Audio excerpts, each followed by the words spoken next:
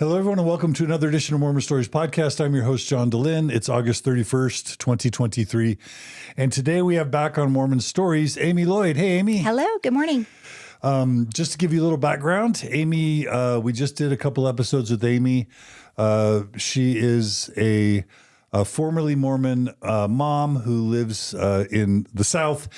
And she basically, long story short, had a Mormon marriage, had a couple kids, and then ended up divorcing from her first husband, and he remained faithful, and she no longer believed in the church after, right before and then after the divorce. And we did a couple episodes just talking about, beautiful episodes, talking about how she didn't have all the information growing up about the church that maybe would have been helpful to her, and how maybe that led to her silencing her own voice and maybe making decisions throughout her life that she would have made very differently if she had had all the information.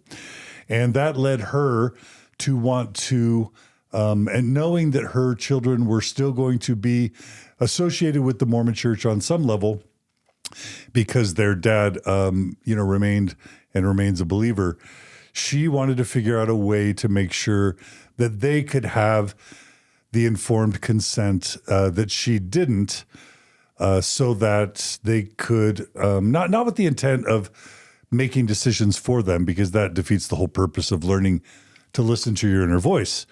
But she did want to do what she could to make sure that her kids, and specifically her son, had the informed consent that he needed, in his teen years, to help him decide with all the information whether he wanted to serve a mission, a Mormon mission, whether he wanted to go to BYU, get married in the temple, and all that.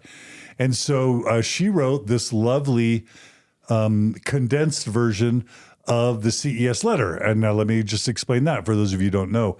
Years and years ago, a dear friend of mine, Jeremy Runnels, had a Mormon faith crisis, and he wrote a letter to a CES director who is a church educator within the Mormon church, where he asked a bunch of questions and expressed a bunch of concerns about various Mormon truth claims, Book of Mormon, Book of Abraham, polygamy, etc. And that document, the CES Letter, has impacted hundreds of thousands of lives. I would say providing informed consent to a lot of Mormons and non-Mormons who were not given informed consent in their Mormon experience. Well, it's let's just say it's an 80-page document, and people are able to read it sometimes in one sitting. However, it probably was not written specifically for teenagers. And so what Amy, you can find that at cesletter.org. But what Amy wanted to do was to write a condensed version of the CES Letter for her teen, so that he could have the informed consent.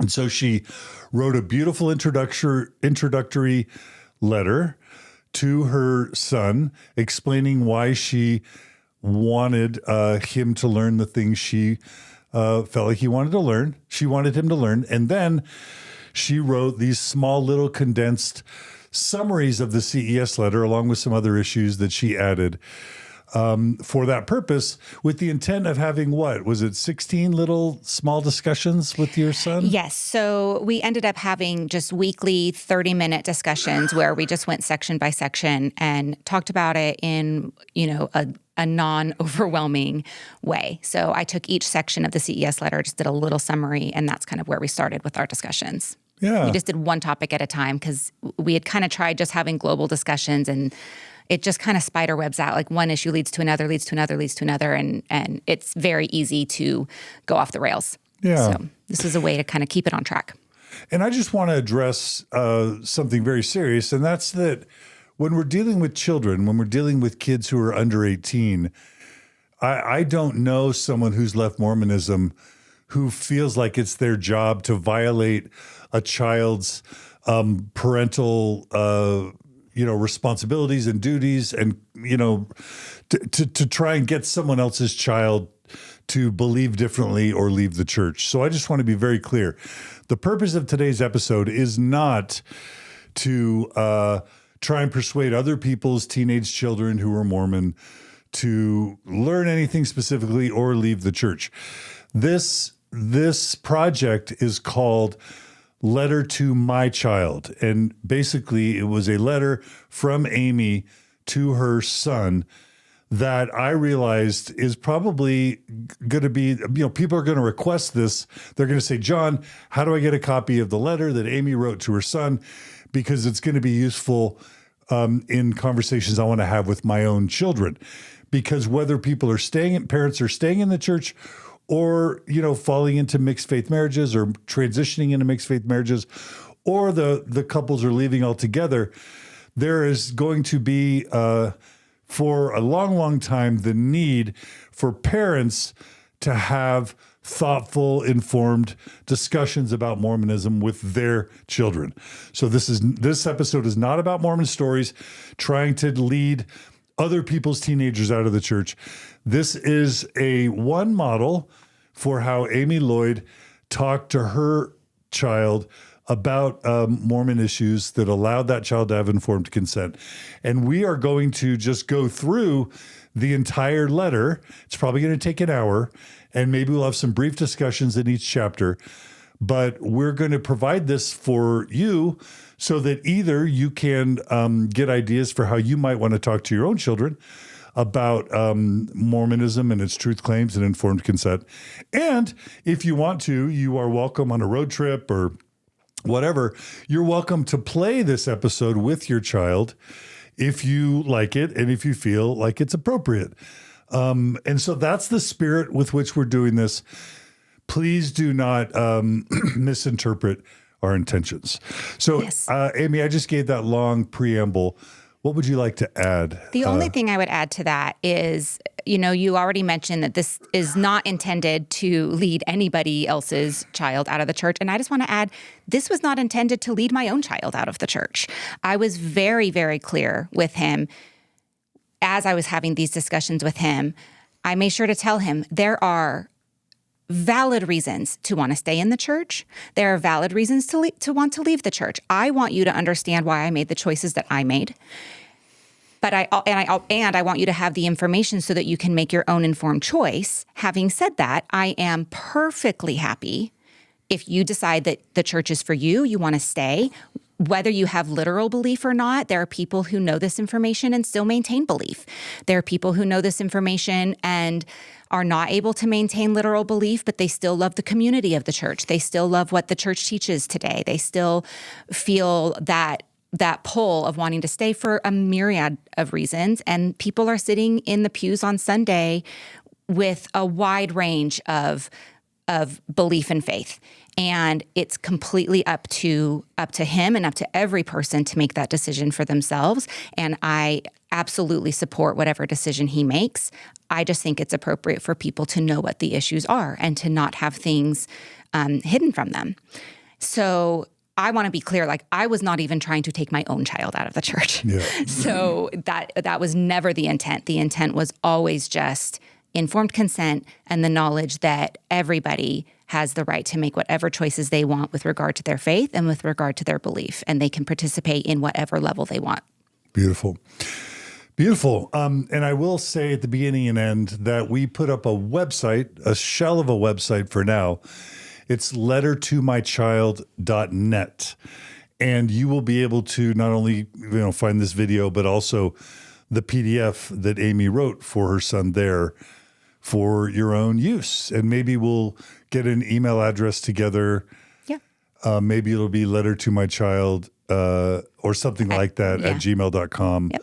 Or maybe LDS letter to my child if the other one's taken. Yeah. But we'll maybe provide an email where if you have feedback for Amy or questions or whatever. Yes. Or maybe they can just use your email if you want. That works too. I guess the one last thing I will add too is that, I was not originally intending for this to have such a large audience. So it may not be as polished. It's not a professional letter summary. It is a letter from a mom and a summary from a mom to her kids. So, and to me, that's kind of the appeal a little bit. Yeah.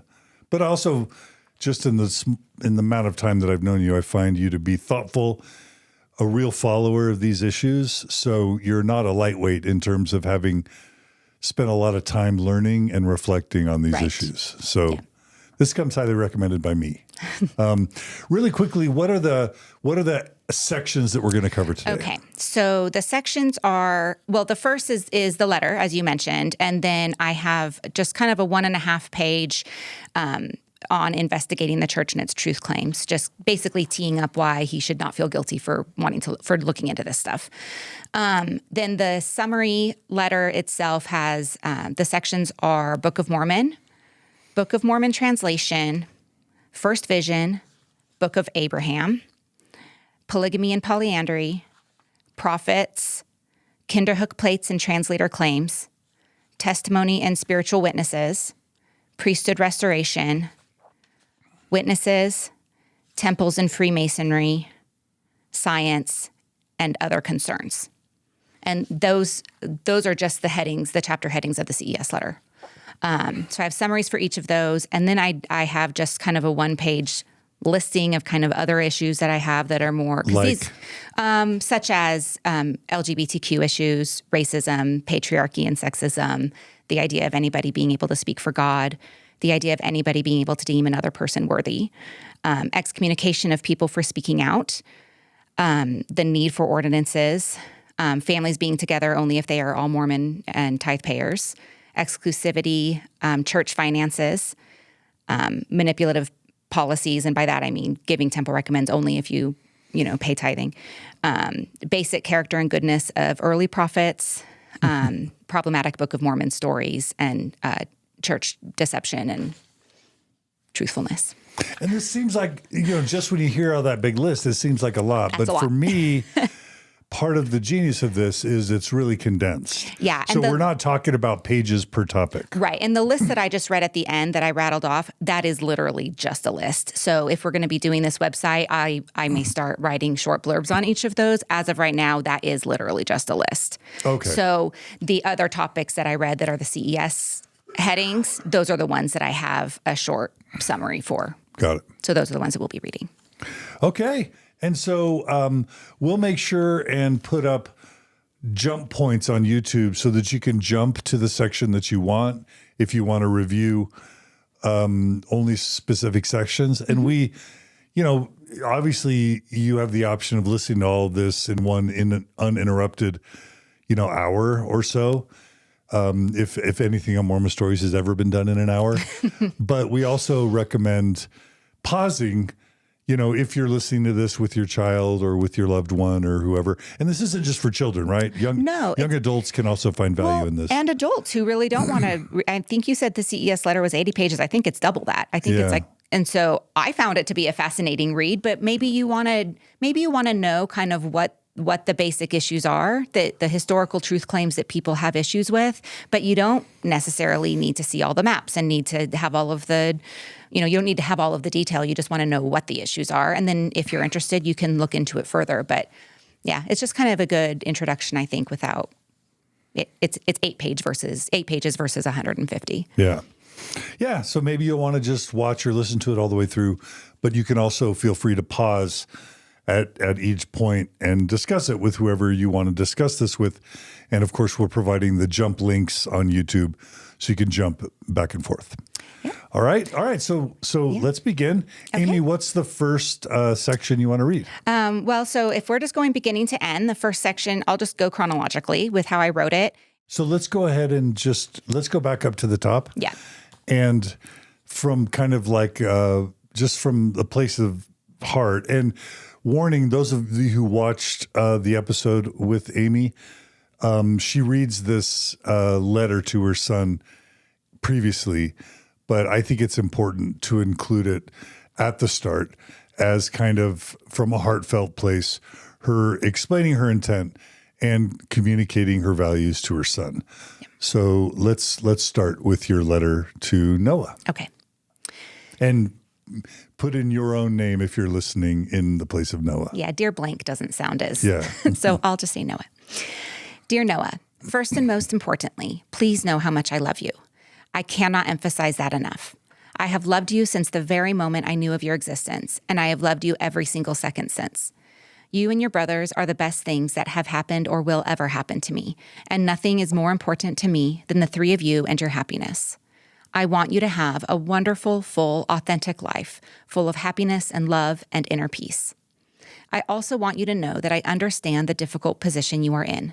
I know that it is really difficult to feel like you are stuck in the middle between two different belief systems. That's hard. Here's the thing, though. Even within the same belief system, people have a wide range of personal beliefs and applications of those beliefs. So no matter what you choose, it will still come down to what resonates with you personally. And no one can decide any of that except for you. And that could also change over time as you go throughout your life. It did for me, and it does for many people. The point is that you have the right to believe whatever you want to believe, regardless of who else in your life believes it. You could even choose something completely different from anyone else. The reason I feel it is so important to talk to you about these things is that you are coming to an age where you have some big life decisions to make. I don't say that to put any kind of pressure on you, but it's just the reality of the situation. And even though very few decisions in this life are permanent and you have the right to change your mind about things later on, it is always best to make decisions with as much information as possible, particularly decisions that will affect your life in such profound ways. Finally, I want you to know that I support your right to make whatever decision is right for you. This doesn't necessarily mean I will always agree with your decisions. Hopefully I will, but my love for you can never be affected by what decisions you make for your own life. And I want for us to always be close regardless. However, it is not okay for you to make important decisions based on partial information. It's important to keep an open mind, be willing to listen and learn from all sides, and then make informed choices. And always listen to yourself and trust yourself. Your own inner voice can help guide you in living your own best life. While feelings are not a good way to determine external truths, more on that later, your own feelings are a great way to determine internal truth. What is important to you, what resonates with you, how you feel about things, what you want for your life. Listen to yourself and trust your own inner voice, and be brave in following your own inner voice. As we go through our discussions each week, please know that I have your best interest in mind. It is my job as your mom to teach you and guide you. I would never want to withhold information from you that may affect how you feel or what choices you make. Although some of these conversations might be hard for you, please know that it doesn't mean they aren't right or important to have. The last thing I would want is for you to find out about things later in your life and then know that I knew and didn't tell you about them. That wouldn't be fair at all. I will try my very best to make our discussions informative but not overwhelming. But there is a lot of stuff to cover, and I do feel very passionately about all of this. So be patient with me too, honey. I am doing my best, and I love you so much. Love, Mom. Such a beautiful letter. And I know people are going to resonate with that, and it just rings so true. People deserve, even especially children, right, deserve to know. Right. And the only other thing I'll add is that it's very consistent with Mormon teachings. Yeah. The Mormon Church taught that truth is important above all else. Yes. And the Mormon Church, sort of the core teaching of the Mormon plan of salvation is what? What was the war in heaven fought over? Coming down to learn. And free agency, right? And free agency, Can absolutely. you have free agency without all the information? Know. Right. If information is being withheld from you, right, you're not a free agent. Right. So there's no free agency without informed consent. Yes. And so it's actually very gospel consistent. I think so. Yeah. It is. And it's also, it is my job as his mom. And that's the thing. Like he asked me, if other people that have I had these discussions with other people? And I said, no, because it's not my place to do that. Mm-hmm. But I'm your mom. And it is my place to do that with you because you're my child and it's my job to teach you. Yeah. Yeah, absolutely. And that leads right into these wonderful quotes you have on investigating the church and its truth claims. So these are 3 quotes from 1 Mormon prophet and 2 Mormon apostles on the importance of investigating truth. Yes. So the first is a quote by George A. Smith, who was the 8th president of the church. And this is from the Journal of Discourses, volume 14. If a faith will not bear to be investigated, if its preachers and professors are afraid to have it examined, their foundation must be very weak. Okay, boom, that's a mic drop. Yeah. Like any strong organization of God can bear to have its truth and its evidence. And if you're so examined. sure that you have the truth, it shouldn't matter what anybody investigates. Yeah. Yeah, that's solid. The next one is by J. Reuben Clark, who is actually a distant cousin of mine. And this is also how Jeremy Runnels' CES letter starts. It is, with this quote. Yeah. I think that at least a couple of the quotes are from that, and I think this third one is one that I found elsewhere. But so this one is J. Reuben Clark, who was a member of the First Presidency for 28 years. And he says, if we have the truth, it cannot be harmed by investigation. If we have not the truth, it ought to be harmed. And that's pretty bold. It's pretty ought bold. To be harmed. Yes. Yeah. Yes, that's pretty bold. Yeah. Yep. That's a great quote. And the third one is a quote by Hugh B. Brown, who was a member of the First Presidency, and this is from his General Conference talk in October of 1962. And he says, the honest investigator must be prepared to follow wherever the source of truth may lead. Truth is often found in the most unexpected places. He must, with fearless and open mind, insist that facts are far more important than any cherished mistaken beliefs, no matter how unpleasant the facts or how delightful the beliefs. I mean, can you imagine a modern apostle saying that in the Mormon church? It's hard. Right. But Hugh B. Brown was a special apostle. And by the way, I don't know if you know this, he was demoted from the First Presidency after David O. McKay died because he was excessively advocating for Black people, Black Mormons to receive the priesthood. Oh, wow. And so Joseph Fielding Smith didn't like that. So when Joseph Fielding Smith took over from David O. McKay, he kicked Hugh B. Brown out of the First Presidency. I did not know that. Yeah. That makes me like Hugh B. Brown more. Oh, he was amazing. He was advocating for Black Mormons to receive the priesthood and temple blessings in the early 60s. That's a awesome. Full 16 years before they ever got the priesthood. Wow. Yeah. That's awesome. Can you imagine having apostles like that these days? It would be awesome. Yeah. Okay, the next section you have is on informed consent. Yes.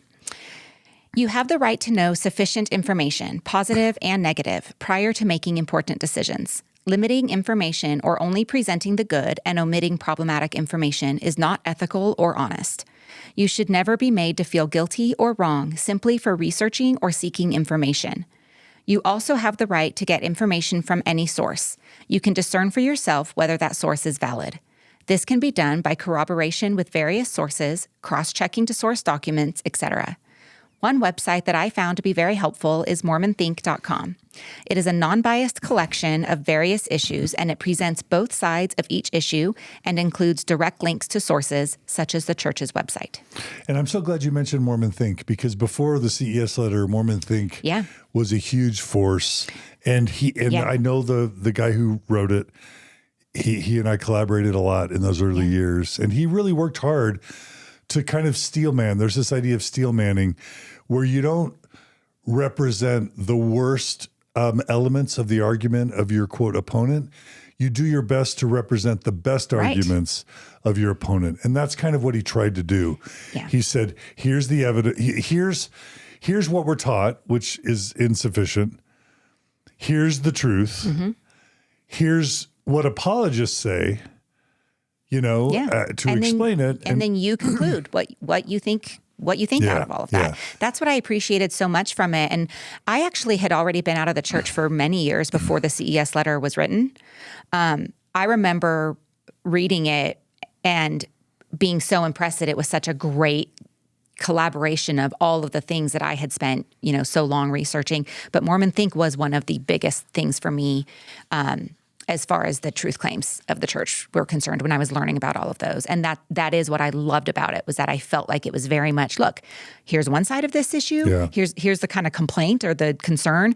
Here's the church response. Here's what the church says about it. And it didn't conclude it for you. It left that open to whatever you thought, knowing both sides. And I really appreciated that about it. Yeah. There are other sources. There's Letter to My Wife or Letter for My Wife. I always forget which one it is, which is amazing. Of course, there's CES Letter. There's LDS Discussions, which we do a whole series on Mormon stories with LDS Discussions. So there are lots of these types of resources. Yeah. But Mormon Think is a really good one. Yes. All right. The next section is a word on anti-Mormon, close quote, sources. Yes. Often the term anti-Mormon is thrown around to discourage people from reading or listening to anything that is not positive about the church. This is simply not appropriate. Just because someone or something points out a negative aspect about the church, that does not make them anti-Mormon, and it does not automatically discount what they have to say.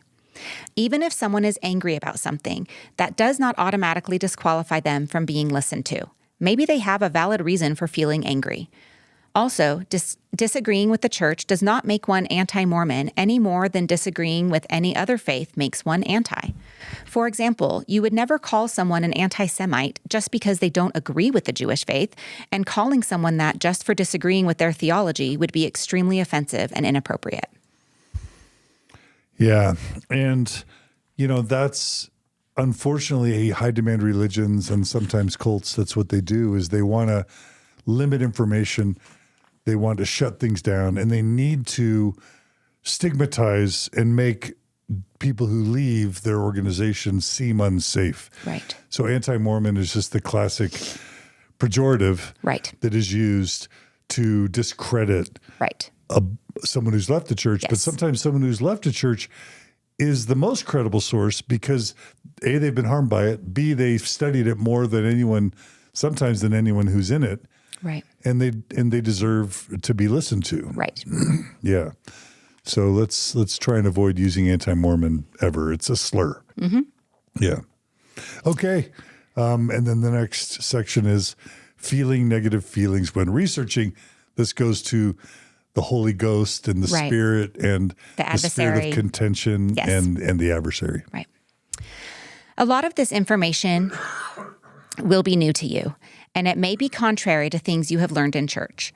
This will naturally make you feel uncomfortable or negative feelings. This is completely normal. It can be hard to have our beliefs challenged. We are sometimes taught that negative feelings are warnings from the Spirit or that they come from the adversary. Please understand that this is not true.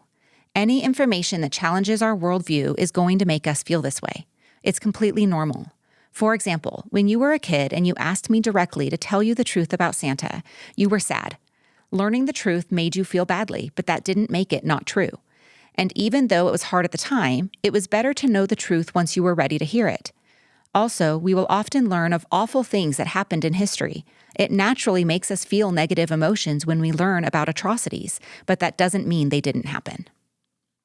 So important because we're inoculated to think that any negative feeling is the adversary. And should stop you in your tracks from going down that road, from continuing to research. So these last few sections, starting with the quotes and then ending where I just did, was the kind of addendum to my letter to Noah before we get into the actual CES summary, because it was meant to kind of take that guilt away from him of listening to things that were maybe different than how they'd been presented at church, because I remember those feelings myself before I finally allowed myself to start researching. I remembered stopping myself from it because I felt guilty. I felt like I shouldn't look at anything other than church sources because that's what I'd been taught.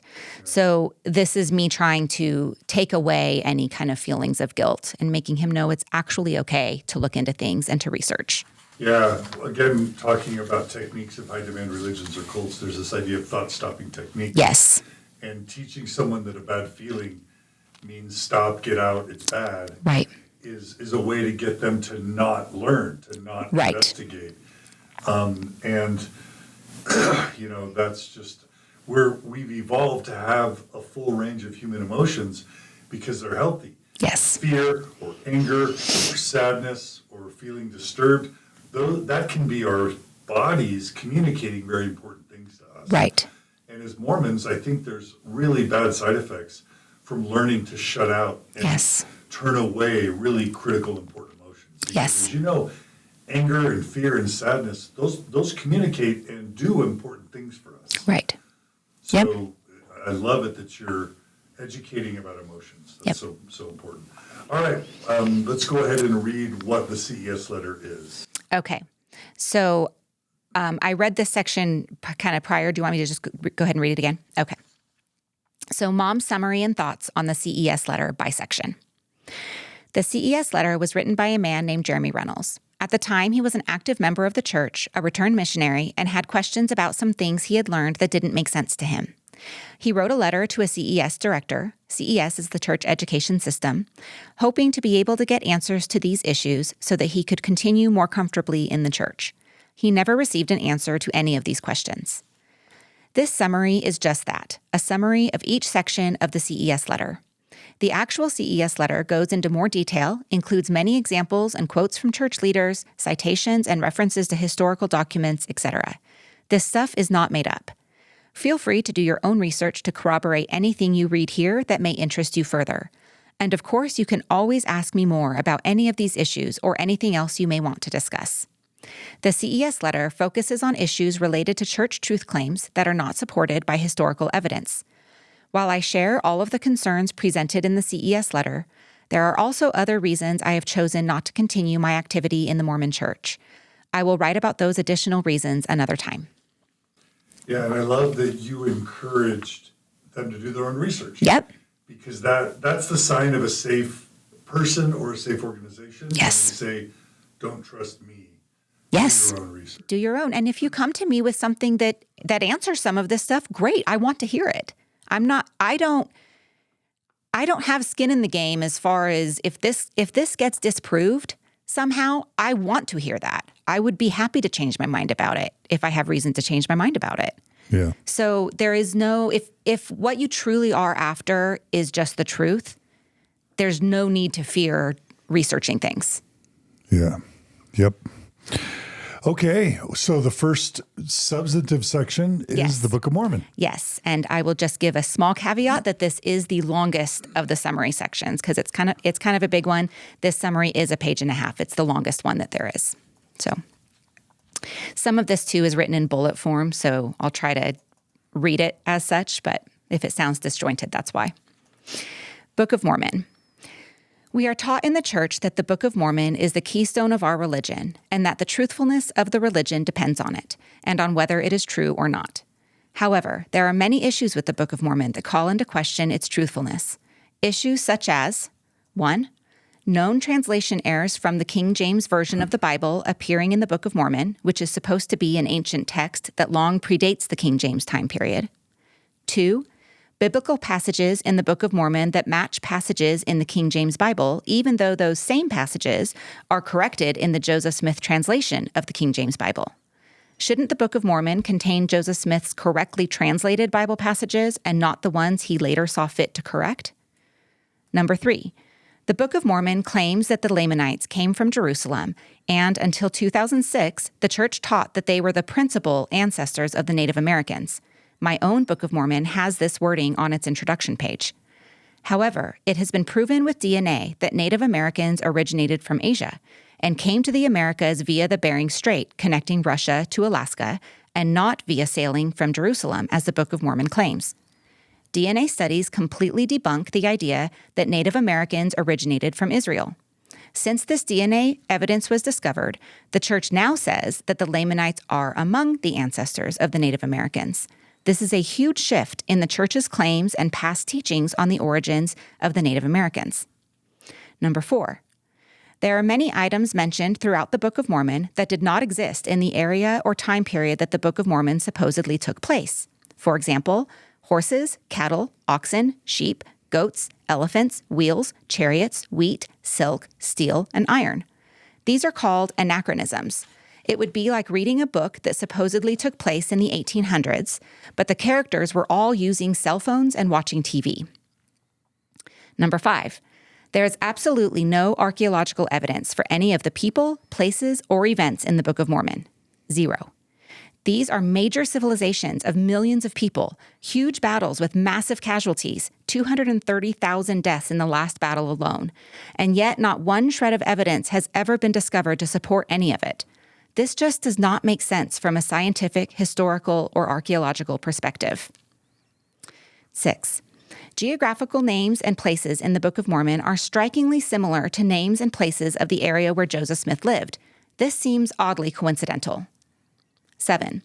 Several texts that were prevalent in Joseph Smith's day include similar and even identical themes, stories, and names of people and places to themes, stories, and names found in the Book of Mormon. For example, Captain Kidd stories, which include Moroni and Cumorah, like the hill Cumorah. View of the Hebrews, a book published in 1823, 7 years before the Book of Mormon, in the county next to Joseph Smith's county. It was written by a pastor named Ethan Smith, who led a church attended by Oliver Cowdery, who later helped Joseph Smith translate and then publish the Book of Mormon. View of the Hebrews and the Book of Mormon both contain dozens of strikingly similar themes, events, items, and people. The Late War Between the United States and Great Britain, which is an 1819 textbook written for New York State school children like Joseph Smith, also contains many similar themes and storylines to ones found in the Book of Mormon, even exact phrases and wording. The First Book of Napoleon, a book published in 1809, is another one that contains many of the same or similar themes, stories, and wording as the Book of Mormon. Although not mentioned by the CES Letter, another text that predates the Book of Mormon and has striking similarities to it is The Pilgrim's Progress from 1678, and other pamphlets written by John Bunyan, who was a well-known author in the late 17th century. For example, Bunyan's story about a character named Faithful is basically the same story as that of Abinadi in the Book of Mormon, and even uses several of the same exact phrases. The Book of Mormon has had over 100,000 changes made to it since its original 1830 edition. These are not just minor or insignificant changes either, but changes that affect actual doctrine and theology. This is curious, given that the Book of Mormon is taught in church to be a direct translation from God and the most correct book on earth. Given all of this, it seems clear to me that the Book of Mormon was not an ancient historical record translated by Joseph Smith from ancient gold plates, but rather a fictional book written by Joseph Smith and probably others such as Sidney Rigdon and Oliver Cowdery, with the help of several books he had access to and ideas that were commonly discussed at the time. Yeah, so that's a real condensed version.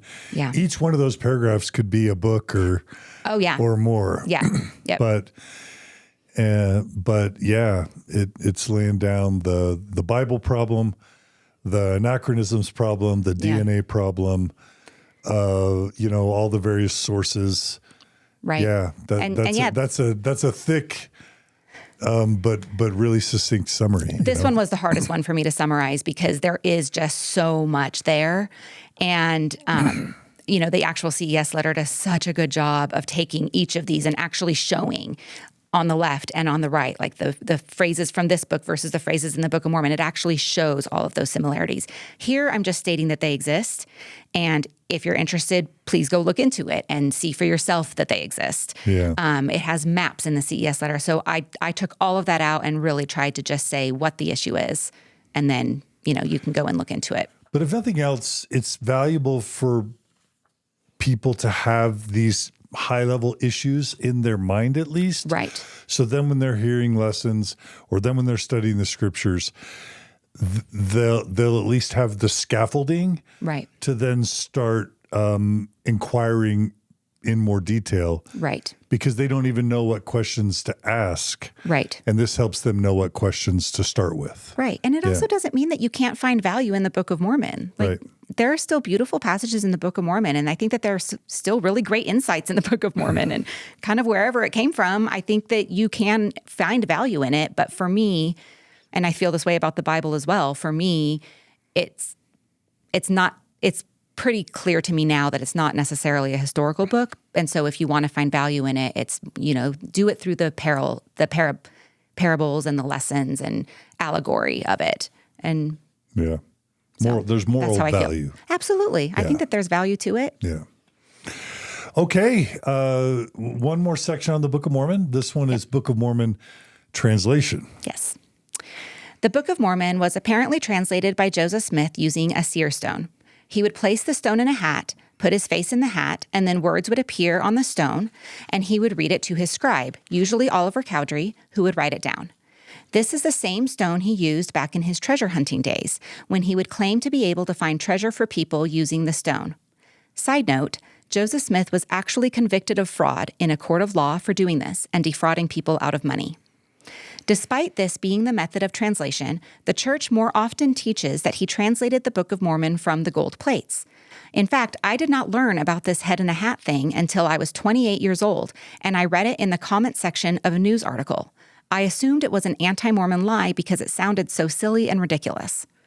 All of the pictures you see at church about this are of Joseph Smith with the gold plates on the table. The church knowingly shows pictures of the translation process that are not accurate. This is misleading and deceptive. On a less scholarly note, putting your head in a hat is just weird and a strange way of translating a supposedly sacred and ancient record. It doesn't seem like a legit method that God would use.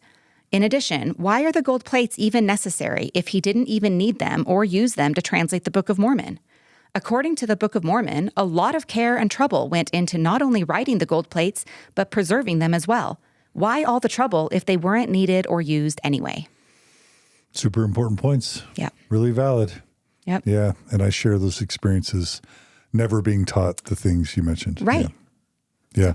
And The church has tried to toy over the past few years with, artistic depictions Yes. of the stone in the hat. But that's only because a bunch of us on the internet, because this got discovered, has made such an issue of it. Right. But they still have not incorporated those sorts of images. They still haven't removed the problematic, misleading images from a lot of their content and their websites. Right. So they're still not really fixing this problem. Yeah. Well, and this is something I touched on a little bit in my interview yesterday when, my son said that his Sunday school teacher, this was when he was much younger, that his Sunday school teacher, told the class that her sister had left the church because she didn't like the pictures they showed in primary. And I immediately thought of this. Yeah. And I don't know, because I don't know her sister, so I don't know what the reasons were. But I immediately thought, I wonder if it's this that she doesn't like, that they show pictures in primary that are knowingly not the case. And it really goes more to deception and honesty than actual pictures shown. So. All right. The next section in one paragraph. You do the first vision in one paragraph. It is super short. All right. Okay. There are multiple accounts, at least 4, of the first vision.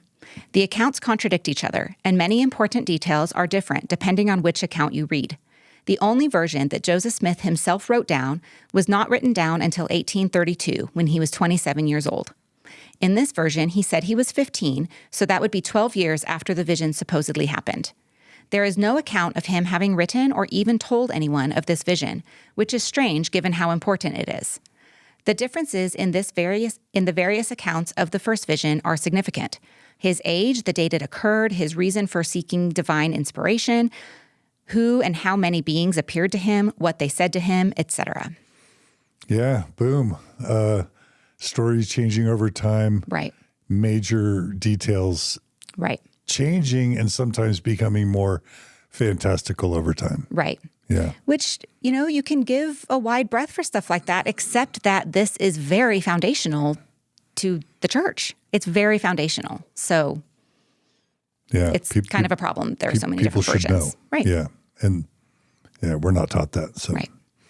All right. The next one is the Book of Abraham. We did it on Mormon Stories in 13 hours. You're doing Book of Abraham in a paragraph. That's correct. Do it. That's right. I loved every one of those 13 hours, by the way. Book of Abraham. This one was a real biggie for me. The Book of Abraham is a book of scripture that is part of the Pearl of Great Price. It is official, canonized LDS scripture. It came to be when Joseph Smith purchased 4 mummies and some Egyptian scrolls and papyri from a traveling salesman. Joseph Smith said that these were writings from Abraham, written by his own hand, and he translated them word for word into what is now the Book of Abraham in the Pearl of Great Price. He also provided explanations for the pictures on the papyri. However, every single scholar and historian and Egyptologist that has seen these have unanimously agreed that they have nothing whatsoever to do with Abraham or anything else in Joseph Smith's translation. They were simply common funeral documents. They also date back to an era that is long after when Abraham would have lived. Joseph Smith got every single thing about them completely wrong. This is an example where we have an actual document that Joseph Smith, quote, translated, which has been proven to be false. He very clearly made it up, which calls into question everything else that he supposedly translated, as well as his basic trustworthiness. Yeah, all true. And I'll add that the Mormon Church recently, in its Gospel Topics essay on the Book of Abraham, has acknowledged that the word Abraham doesn't even appear anywhere in the papyrus that we still have available to us. Right. Not even the word Abraham, let alone any of the substance of the scriptures. So the church agrees with what you just wrote, basically. Yeah. I would say as far as the truth claims, this was, I think, this was the straw that broke the camel's back for me. This was when I was like, all right, like, what are we doing here? Yeah, it's the smoking gun for a lot of people. It started my hardcore faith crisis. Book of Abraham started mine too. Yeah. Also because I was never taught this. Oh, I wasn't either. And the church knew this starting in like 1912. The New York Times did a front page article on the Book of Abraham being a false translation. Right. But then the Tanners made it super clear in the 1960s. Yeah. So by the 1980s or 90s when I'm growing up, I should have been told this. Yeah. Yeah, but the church withheld it. Very problematic for me. Yeah, the church withheld it from all of us. Yeah. All right. The next section is your personal favorite. Yep. I might sound a bit sassy on this section. I'm going to be a bit spicy on this section, just warning everybody. So it's polygamy and polyandry. Yep. Polygamy has been an issue for me ever since I can remember. It simply doesn't feel right, nor is it justifiable, particularly given the way it was practiced. It included coercion, manipulation, threats, underage girls, secrecy, dishonesty, etc. None of that is okay, and none of that is justifiable in any way. It was simply wrong. Joseph Smith had at least 34 wives, of which 7 were teenagers and 1 was only 14 years old. He was 37 at the time. This is appalling, now as well as back then. Several of his wives, quote wives, were his own foster daughters. 11 of them were already married to other living men. He used threats and manipulation to get them to marry him, i.e., he told them an angel with a sword threatened to cut his head off if they didn't marry him, told them that they and their families would be exalted in heaven if they married him, sent one man away on a mission, and then secretly married his pregnant wife. He kept it secret from his first wife, Emma, and then when she found out, he had a, quote, revelation that told her she would be destroyed if she didn't go along with it. This is still in the scriptures, in D&C section 132. He lied in public, denying that he was practicing polygamy. He ordered the destruction of a printing press, which is a federal crime, so that the newspaper wouldn't expose his polygamy. This crime is the reason he was arrested and sent to Carthage jail, where he ended up being killed. There are so many just disgusting and appalling details about polygamy in the church, but suffice it to say it was horrific and sexist and abusive. This is sexual predator behavior, and the prophets and the church leaders who did it after Joseph were also awful and predatory. It was terrible at the time, too. This was not something that was normal or acceptable at the time. It's a main reason why people were so opposed to the Mormons back then. In fact, the United States was not going to give Utah statehood until they stopped practicing it, hence the convenient revelation that finally stopped the practice. The church does not practice it now in this life. However, it is still a doctrine, still in the scriptures, and is still considered a practice that will be done in the afterlife according to church doctrine. And the church has been very deceptive about it. Polygamy is simply a deal breaker. Brigham Young's polygamy was even worse than Joseph Smith's.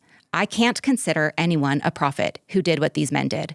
There is no way it came from a loving God. Powerful. And I'll just add that actually there is an angle where the Mormon church is still practicing polygamy to this day. The top 2 leaders of the Mormon church, Russell M. Nelson and Dallin H. Oaks, have married second wives in the temple with the full knowledge that they will have multiple wives in heaven. Right. So in that sense, top Mormon church leaders are still practicing celestial polygamy right now in 2023. Right. And that one's a little bit trickier, right? Because if you're married to if your wife dies and then what do you do? Like that one is a little bit trickier. And so I can see why people don't like when that kind of example gets brought up because it is different than this one. But yeah, to say that we don't practice it at all with no kind of explanation. I mean, remarriage is fine. Right. But they're believing that they will have multiple wives in heaven. Yeah. Which I think puts the women at a fraction of the value of the man. Absolutely. In that type of relationship. Yeah. I actually had an experience when I was in my early 20s doing proxy sealings at the temple. And we did several. And then I kind of realized that I was hearing the same man's name. And I stopped and I asked the sealer, the patron, is this the same person that we're doing, or is this a different guy with the same name? And he said, oh no, like this is the same man. And we were sealing, and I actually asked him to stop. I said, I'm not comfortable being part of that. So you were part of the sealing of one man to multiple women in the afterlife in a Mormon temple. Yep. Yeah. Good for you. Yeah. Yeah.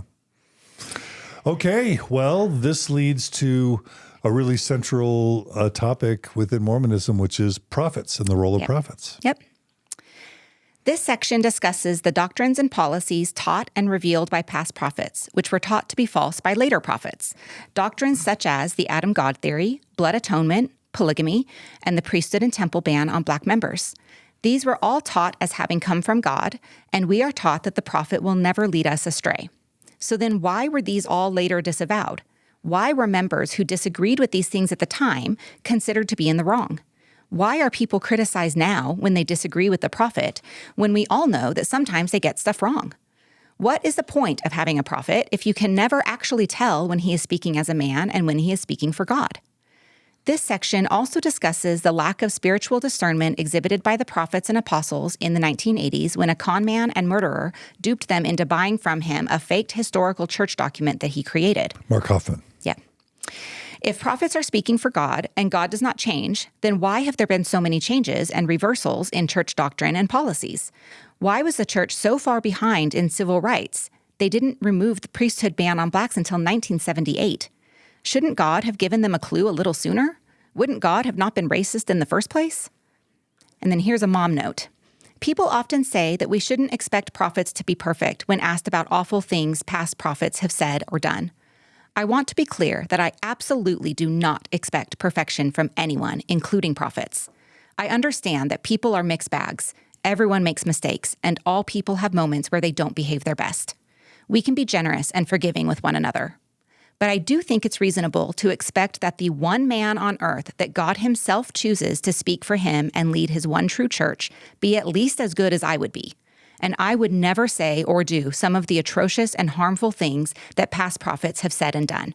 They set that high standard of claiming to be the Lord's mouthpiece and representation, and I think it's reasonable to expect them to meet that standard. Fair. They should at least be as good or better than your average mom, although you're not an average mom.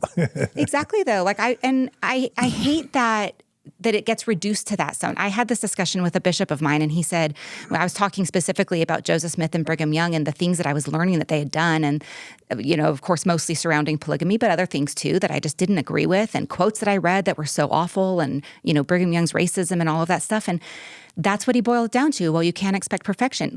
I think it's a far cry from expecting perfection to expect someone not to be abusive. I think it's reasonable to expect the prophets to all be very, very good men.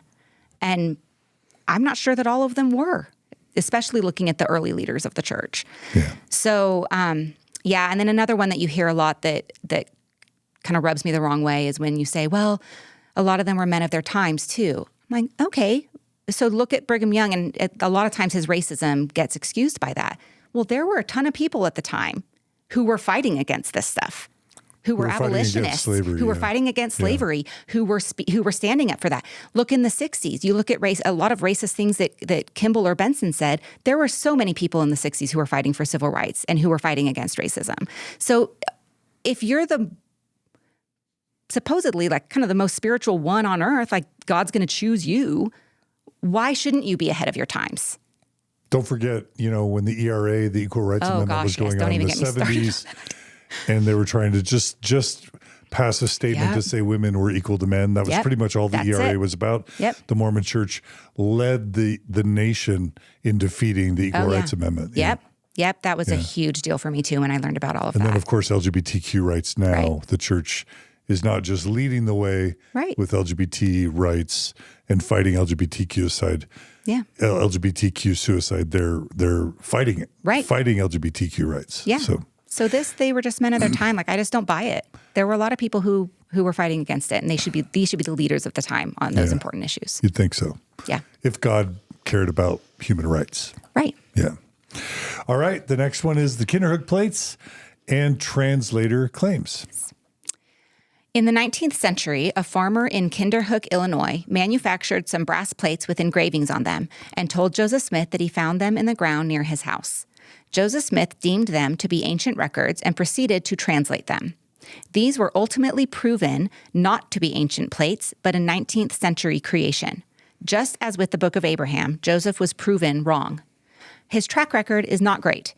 He claimed to have translated 3 ancient records. 1, the Book of Abraham, proven false. See the section on this above. 2, the Kinderhook plates, which were proven to be a hoax. And 3, the gold plates, supposedly taken back up to heaven, so it is not possible to prove or disprove their existence or directly compare them to the Book of Mormon. Yep. And you could even add the Book of Moses in there and the Joseph Smith translation of the Holy Bible. Yep, that's true too. Like, it's almost like 5 out of 5 proven to be false translations. Right. Yeah. Yeah. Not to mention every single scripture that Joseph Smith produced includes the curse of Cain, which is the teaching that black people in the world are black because Cain killed Abel. And so God put a curse of dark skin on black people. That's in Not every great. single scripture that Joseph Smith produced. Yeah, that's not great. Yeah. That's not great. Okay. The next section, I love this section, is testimony and spiritual witnesses. So this is the 3 and the 8 witnesses to the Book of Mormon. Is that right? No, that one's this actually is epistemology. Yeah. This is That one comes later. how do we discern truth? Right. Are feelings reliable Yes. ways to discern truth? All right, let's do it. We are taught in the LDS Church that we can receive confirmation of the truthfulness of the Book of Mormon, of the gospel, that the church is true, etc., by praying and asking for a confirmation through the Holy Ghost. But feelings and emotions are not a reliable way for discerning truth, particularly when it doesn't line up with facts. We can feel strong emotions about lots of things. I have had what I consider to be spiritual experiences myself, in and out of the church. I don't discount those, and I don't discount experiences that others have with things that resonate with them, make them feel good, etc. The danger is when you use feelings as a substitute for evidence and as a way of determining or proving actual external truth. I have read and seen videos of people expressing how they know their church is true via the Spirit. They are all adamant that their church and or leader is true, and they all feel the Spirit so strongly. The problem is that these people are all in different churches.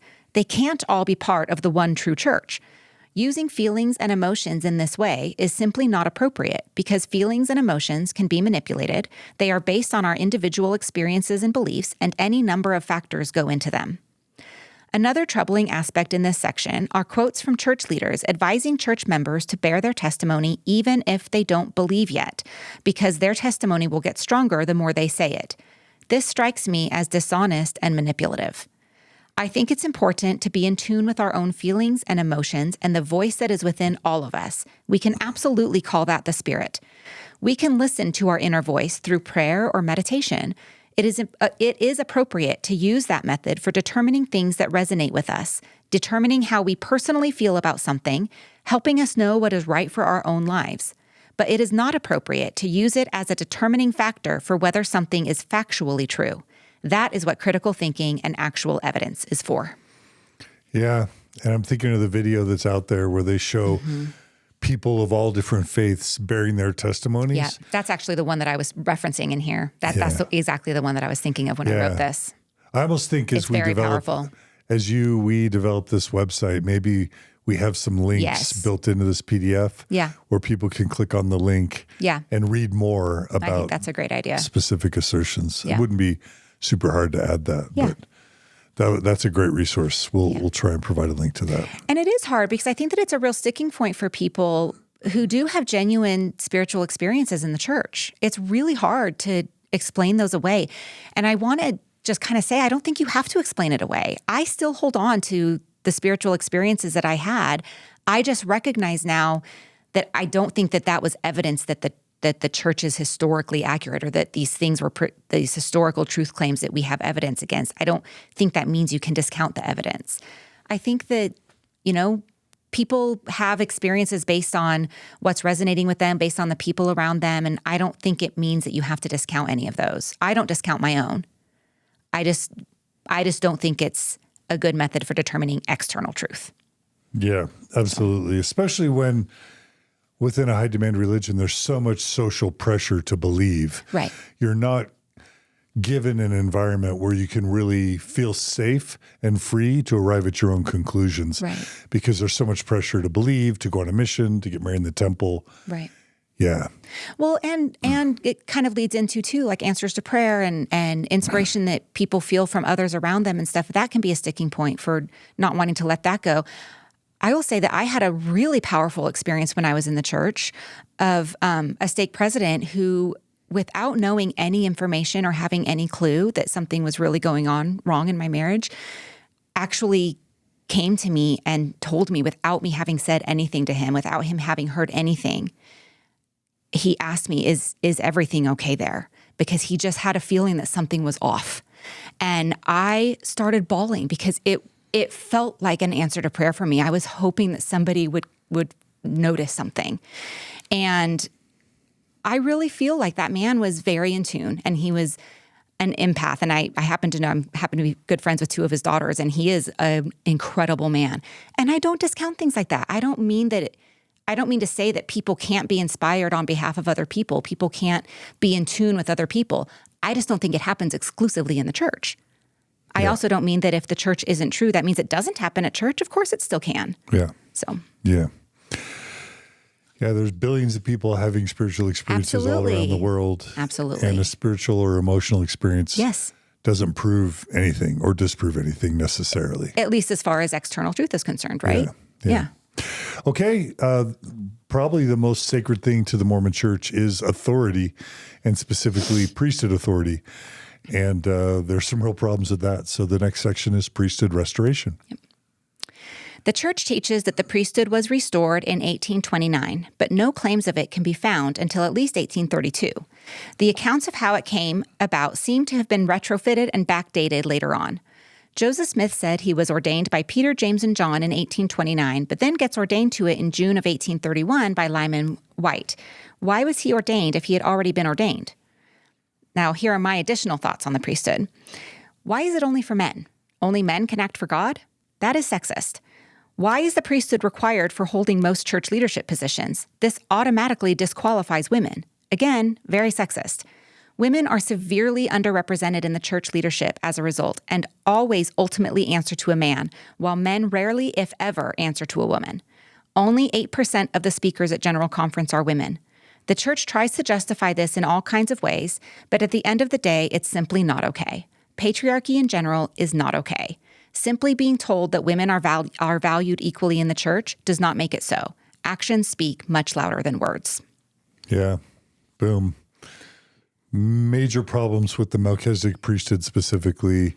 We talk about this in LDS discussions, but David Whitmer, the church wants us to believe in the witnesses to the Book of Mormon, but David Whitmer, one of the three witnesses to the Book of Mormon, said that whole, wrote after he left the church, that whole Melchizedek priesthood thing, Joseph never taught that in the first several years. He made that up later and then changed the D&C later to retrofit the Melchizedek priesthood back into it. It's one of the most alarming aspects of early Mormon history that we're not taught. Right. And this summary of it is admittedly pretty light, just because for me, it's, the things I care more about are the things that I'm going to talk more about. And not that I don't care about that, but I'm much more personally affected by the fact that women are completely excluded from this.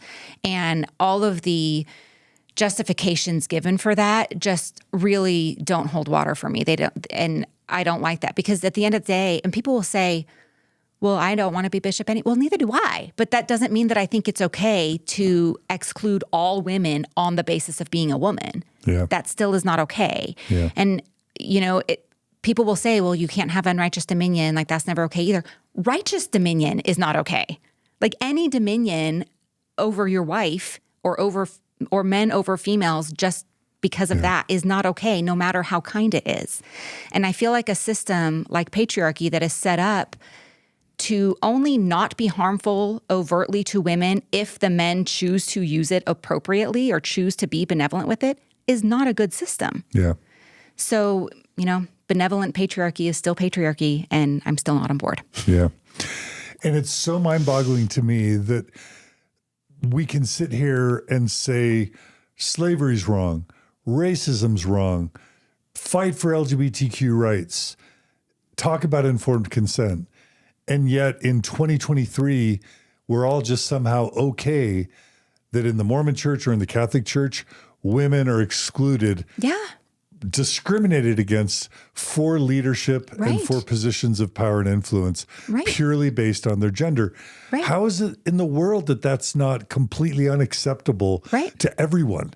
And yet somehow women are such an afterthought in this society that we're just asleep at the wheel and okay with the discrimination and exclusion of women, which is there's way more women than LGBTQ people. There's way more women than Black people. You know, I don't understand it either. And then a lot of times too, people will say, and I've heard said about me, oh, well, she left the church. She just doesn't like patriarchy, as though that's not a big deal. I'm like, yes, I don't like patriarchy. And why do you like patriarchy? It's a big deal. It is a big deal.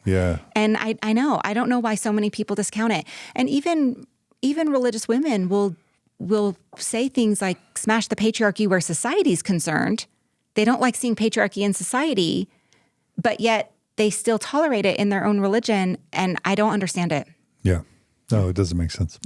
Okay, now we're getting to another of my many favorite topics. Which is the 3 and the 8 witnesses to the Book of Mormon.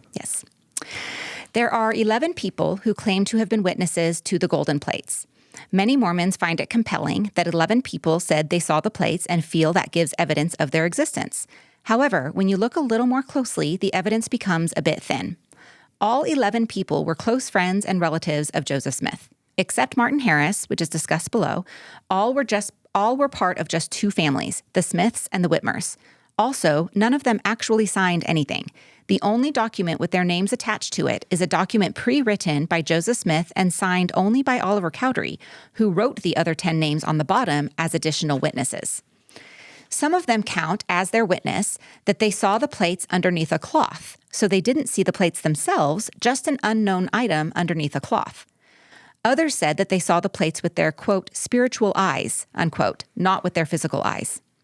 Martin Harris, one of the witnesses, had a huge financial incentive in the Book of Mormon since he mortgaged his farm to get it published. He would have wanted people to believe the plates were real so they would buy the book.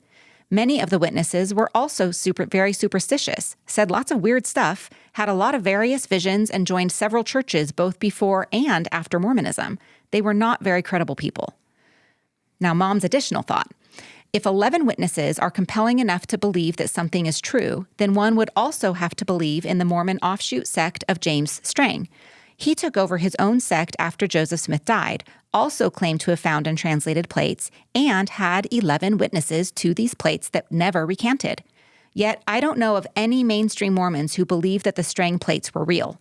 This is just one example of things that people bear testimony of that aren't real. It happens all the time in and out of religion. And there are people today, Mormon offshoots, claiming to have found and created new scripture. It happens all the time.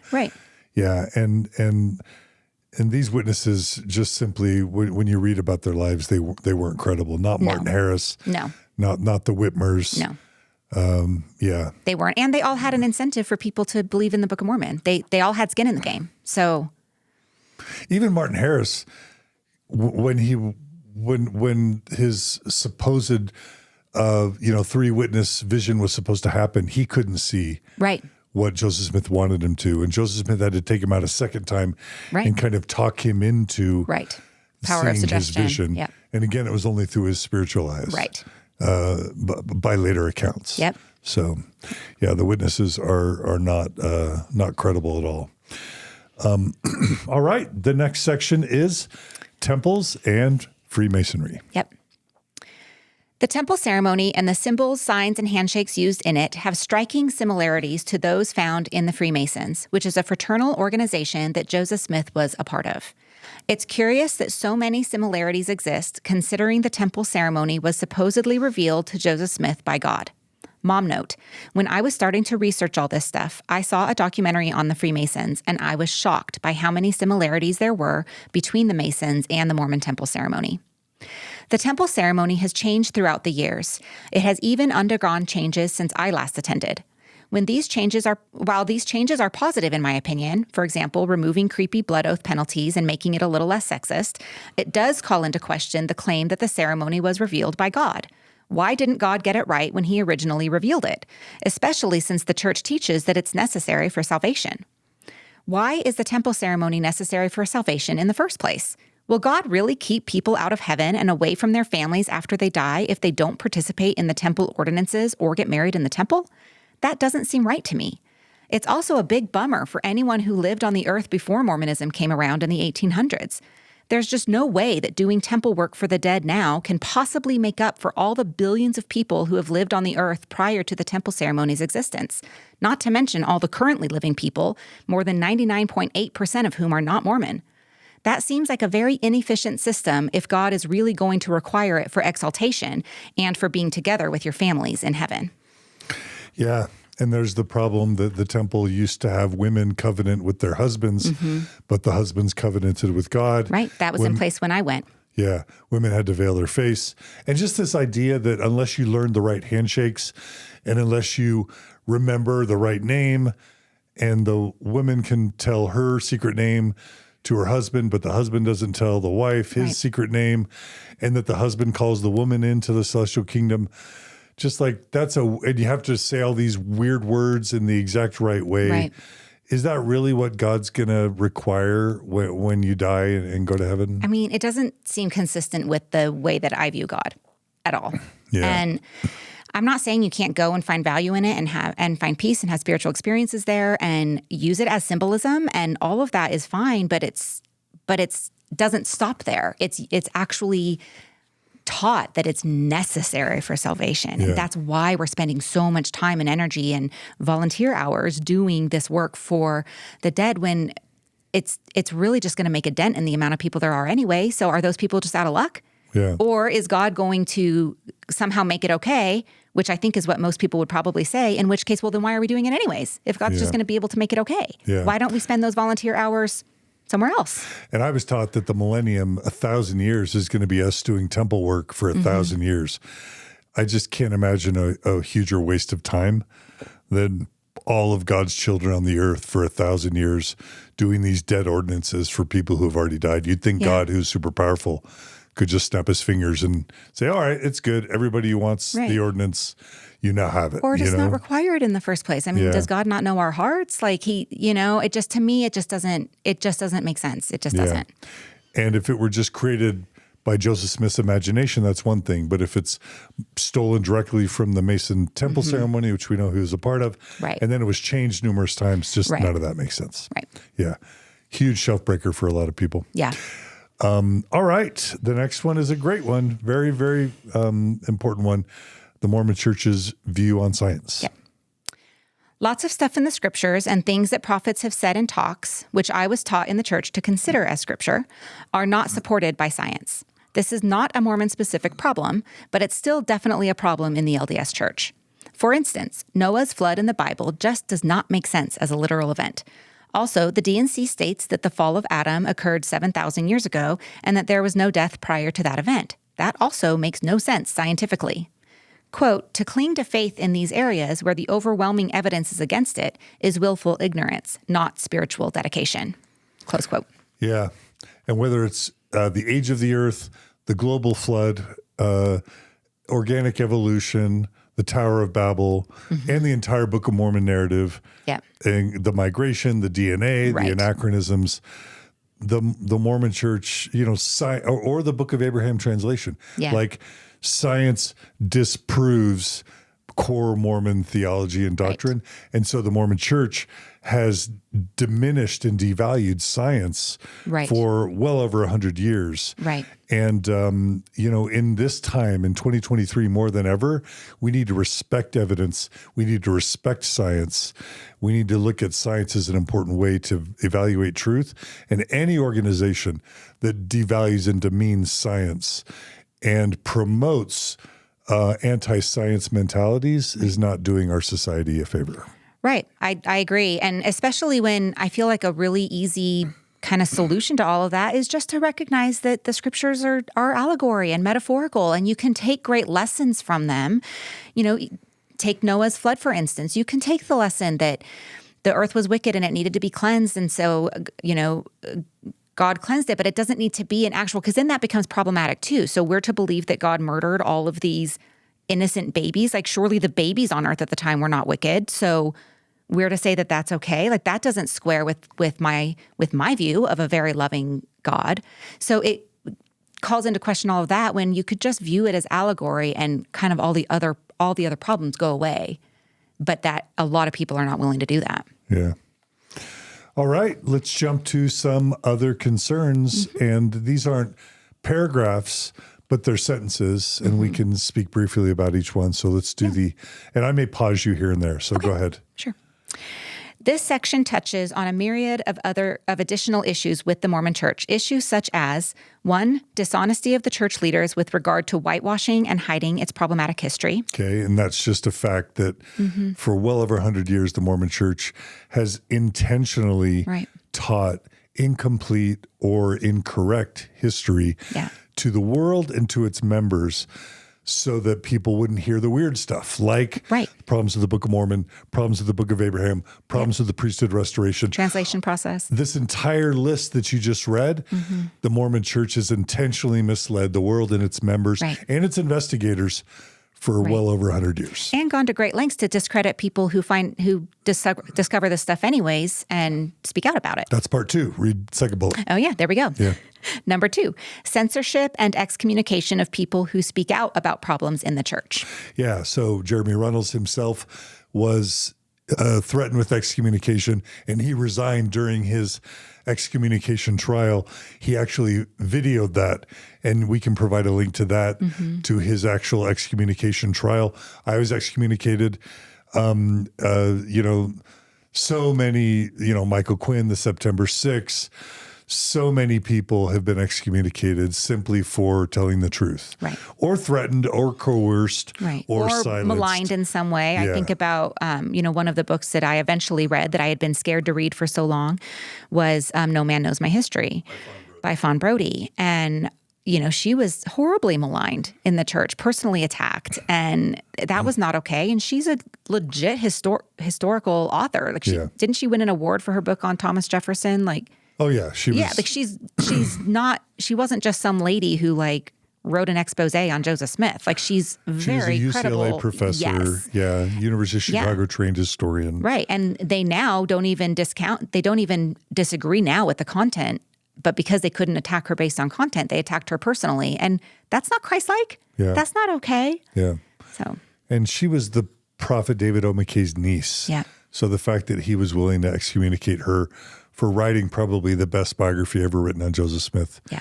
It's a problem. Yeah. But it's just one of tens of thousands of people the church has intimidated or punished for speaking the truth. Yep. Yeah. Okay. All right. Next bullet is church finances.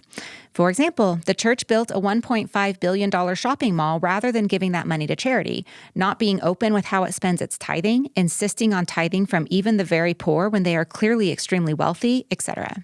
Yeah, the Mormon Church. And this was written before Ensign Peak, by the way, before everyone knew about Ensign Peak, which they know now. So add that to the list. Yeah, so the Mormon Church is currently worth something like $250 billion. It will be $1 trillion church within the next 30 or 40 years. Yeah. Just the way that compound interest works on 7% annual returns. Right. And the Mormon Church has intentionally hid its wealth from its members and filed fraudulent tax returns to fool the world. And that's a major red flag. It's a major red flag. You should know as an accountant. Yeah. And just in general, one of my, I kind of spoke in my last episode about how it was the great shelf break of 2008 for me. So that was kind of the year that everything kind of came crashing down for me. And part of that was the purchase of the City Creek Mall. I was not okay with that. Why are we spending money buying a mall? And then what was even more concerning to me was their insistence that tithing money was not used, which even at the time sounded suspicious to me, because what money do you have then that's not coming from tithing or fast offerings? You're a church. All of your money is coming from donations, supposedly, right? Yeah. And so then when you kind of get down to it, you find out, well, it was the interest earned on tithing. Well, but how do you get the money that makes that interest? It still comes down to tithing. Yeah. So the dishonesty around it, was a real problem for me too. And I feel so frustrated with the church sometimes, because sometimes I feel like if you are just honest and open, people would actually be okay with it. I actually don't think I would have as big of a problem with them building a mall even, because if they were to have presented it like, look, it's right next to Temple Square. Salt Lake City is known to be kind of the headquarters for Mormonism. We want it to be really nice down here, to be a beacon to the world, for people to have a great experience when they visit here, and that will help bring the gospel to people. I actually can get on board with that. That actually doesn't sound unreasonable to me. But to do it and then be dishonest about where the money for it came, I can't be on board with that. And then, of course, it's just with the expose in the Wall Street Journal and the knowledge of Ensign Peak now, it's just a zillion times worse than it was even when I wrote this. Yeah. All right, the next bullet, it's short and deserves books and books and books. What's the next one? Racism. Yeah. i.e. the priesthood and temple ban. Yeah, and honestly, that and so much more.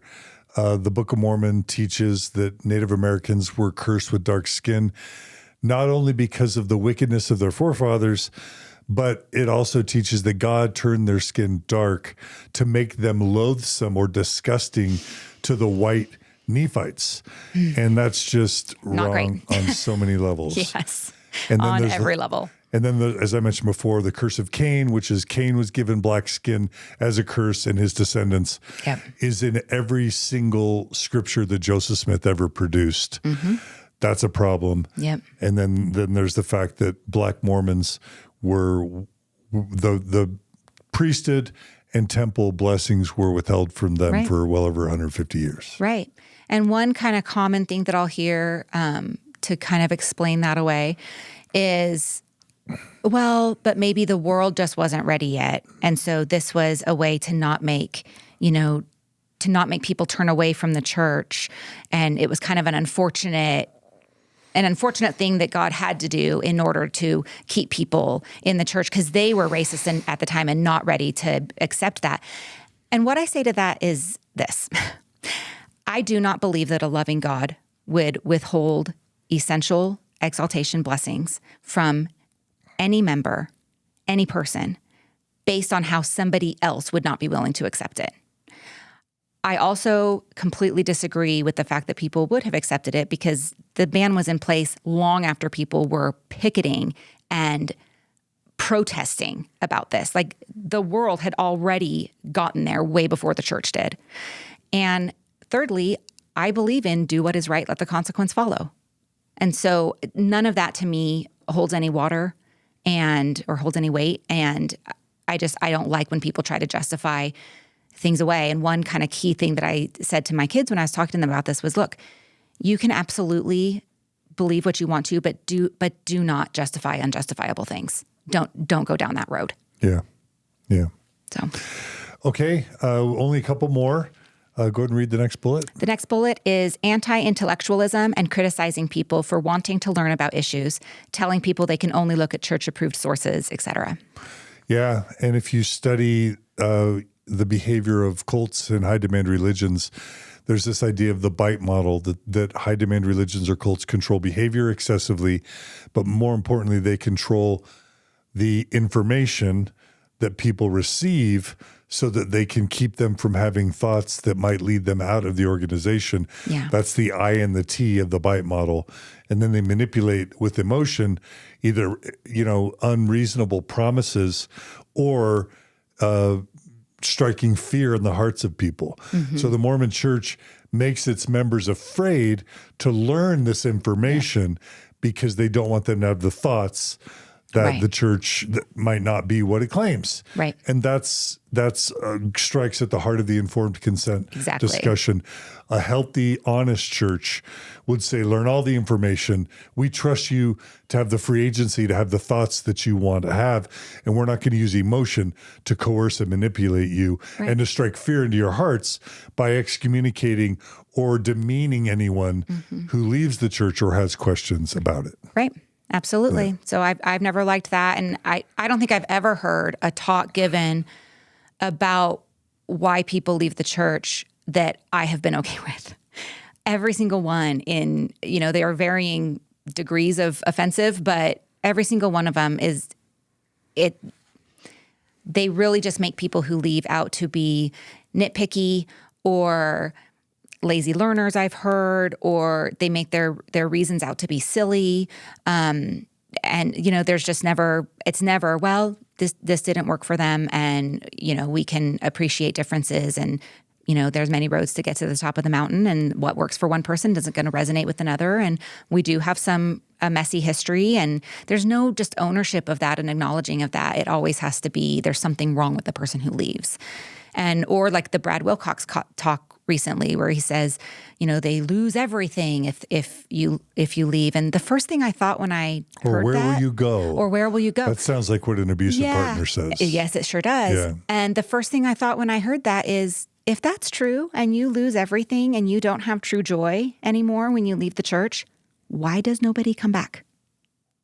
And I'm not saying nobody does. I'm sure that there are people who do, but not very many. Yeah. Percentage-wise, I think most people who leave the church end up staying out of the church. Yeah. And it's not like they don't know that they would be welcomed back with open arms if they wanted to come back. Yeah. So there's got to be a reason for that. And it's not that they don't care about happiness and joy. Exactly. They clearly have it outside the church. And it doesn't mean that it's not difficult to go through it, and that, everyone's going to have unhappy times in or out of the church, right? It doesn't mean that you're never going to be unhappy. But at least just speaking for myself and the people I know personally who have left, there's so much joy and peace on the outside too. Let's do at least one more, and that's the LGBTQ issues under additional issues. Do you want to read that? Yeah. And then we can end with the conclusion paragraph. Yeah. Yes. So this part now we're getting outside of the CES letter. It didn't really address it at the time because he was focused more on the historical truth claims. But I wanted to add just some issues on LGBTQ issues, because that was also a big thing for me at the time. 2008 was when Prop 8 was going on, and that was a really big issue for me. So here's a listing of some LGBTQ issues.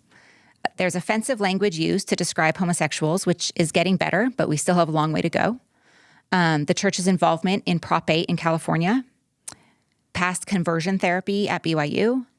Including electroshock therapy. Yeah. Past direction to marry a person of the opposite sex regardless of your homosexuality, and the current direction to remain unmarried and celibate if you're gay. Extremely high rates of LGBTQ suicides throughout the years, including today. The November 2015 church policy announcing that members in a same-sex marriage are considered apostates, and their children would have to denounce their marriage if they want to be baptized. The reversal of that awful 2015 policy just over 3 years later in April of 2019. The reversal is great, but why did it occur in the first place? Do we not have prophets for this kind of thing? Also, the reversal still was not accompanied by an apology or an admission that it was wrong, even though so many people were harmed by it. And then I just have a couple of references that I listed. One is latterdaystories.org. And specifically on that website, you can download a document called On the Record, which is a chronology of LGBTQ messaging in the church. Another one is Imagine Dragons' amazing documentary called Believer, which my husband and I watched that just with tears streaming down our faces. It was so good. And another one that made me cry was David Archuleta's heartbreaking Instagram video from January 15th of, what year was that? I think maybe last year. Yeah. Was it this year or last year? 22 or 23? Maybe last year. Was it last year? Maybe. I think maybe last year. Yeah. So, I mean, those are just a couple of kind of references for them to kind of look at for those issues. Super important issue. Yeah. You've already read some of the other bullets down below. I'm just going to highlight a couple. Mm-hmm. A lot of these we've already addressed, but the idea of worthiness, the idea that we're not all inherently worthy, but that we have to go to a bishop, prove it, and confess our sins to a bishop, and a bishop gets to a male in a room alone with a 12 or 13-year-old gets to decide if we're worthy or not, or even a grown adult has to go through a bishop to determine worthiness. That's a real problem. Exclusivity, the fact that there's just one, you just referenced this, the idea that there's just one true church and we happen to have it, right, and everybody else, their ordinances don't count. Well, and not their only spiritual experiences are invalid. Right. And not only that, but exclusivity in terms of, one thing that I really worried about was, and, it's still not completely gone, but is this fear that I may not see my own kids get married. Like, that's not okay. There's exclusivity even even in the church from that perspective. Yeah. And then of course the LGBTQ, like they don't have the same level of inclusion as far as exaltation and things that other members have. So yeah, exclusivity on lots of different levels. And then there's just non-believers or non-members being kept out of their own children's weddings, people being forced to pay tithing to be able to attend their own children's weddings. That's coercive. Yeah. And just the basic using of emotional manipulation and fear and guilt and control to coerce people's decisions while not giving them all the information. That is just a classic book, a template for lack of informed consent and coercion. Right. You shouldn't need to withhold information from people or manipulate them to stay in your organization. Yes. Yeah. All right. So let's go ahead and go to the conclusion of your wonderful letter. The CES letter concludes by discussing how he just can no longer believe that Mormonism is the one true church after learning about so many foundation issues. It simply does not add up, and there is overwhelming evidence against so many of its truth claims. The author states, quote, "I'm sorry, but faith is believing and hoping when there is little evidence for or against something. Delusion is believing when there is an abundance of evidence against something." Close quote. I agree with the author. There are just way too many problems. And did you end up having some of these discussions with your son? We talked about this yesterday. Yes, I did end up having most of these discussions. I read the letter. I read to him, that investigating truth claims and defining informed consent. We talked about all of that.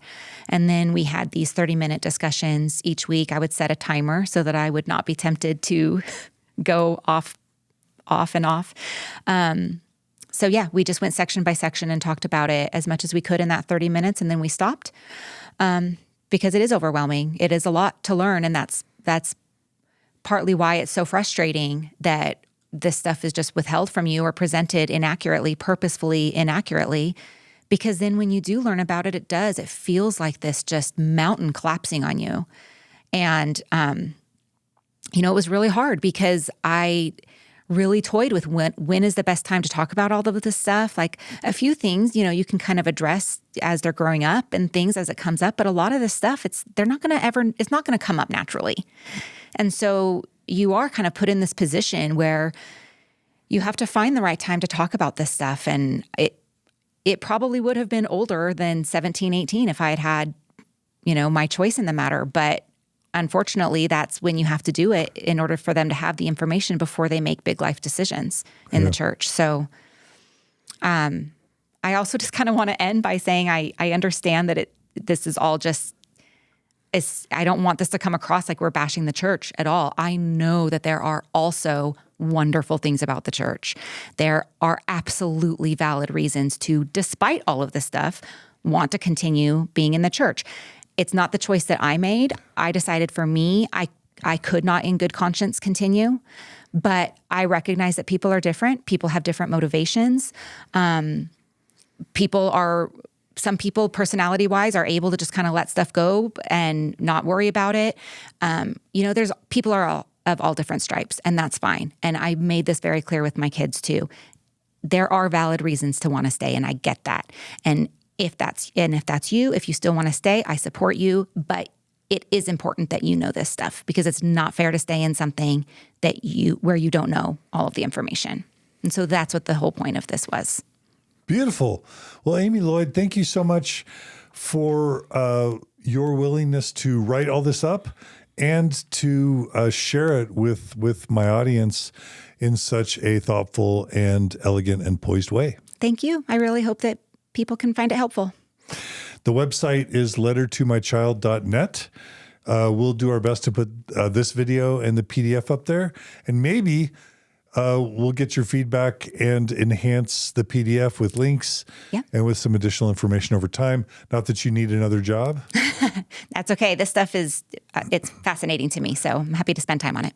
And if people want to reach out to you through email, is there a way you want to make that possible? You can email me just on my personal email, which is amyloyd123. That's AMYLLOYD 123 @gmail.com.